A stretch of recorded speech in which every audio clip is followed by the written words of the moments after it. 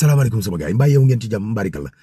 Manuel Macron président France ba nee na ñoom daal waxtaan nañoo président Afrique yi ngir xool naka la ñuy def ba militaires yi nekk Afrique te dëkk France ñibbiwaat ndax militaires yooyu fexe nañ ba jàmm am Afrique ay kàddoom daa daanu Elimani jëwrin bu Sénégal Ousmane Sonko ne ko waxoo dëgg Sénégal day waxtaanuñu ak yéen benn yoon te seeni soldaar dinañ dem ci nii mbaa ñu dem ci na toftal ci ne ko Afrique xaarut ci France ngir mën a am kaaraangeem mbala mu mën a moom boppam. da koy fàttali démb te naan ko démb bu duloon soldaari Afrique yi kon ba tey France googa Allemagne nga ko ngalab ki mer bu futt mooy Fadilou Keita nee na bu doon am référence ci réew mi yaayam képp doy na ko dal ne projet bi nag du Ousmane Sonko kase ndéem moom la ñu jiital moom Fadilou Keita dal ne li xew démb lu garaaw la.